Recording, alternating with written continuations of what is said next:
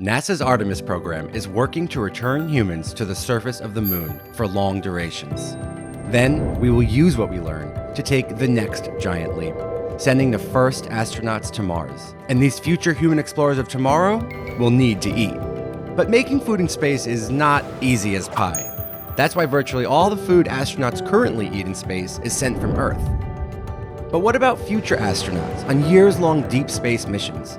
They'll have to bring everything they'll need with them. Not only the food ingredients themselves, but they'll also need energy, water, and other materials to transform those ingredients into nutritional and tasty meals that they will actually want to eat.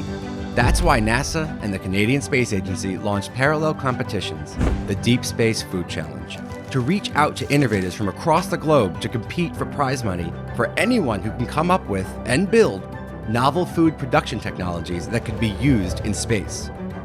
Lots of new design ideas were brought to the table during the first phase of this competition.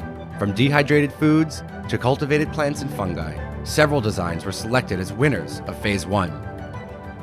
But now, in Phase 2 of this competition, teams from across the globe are working to build and demonstrate a working food production technology prototype, and even provide samples of their edible creations for expert space taste testers to approve.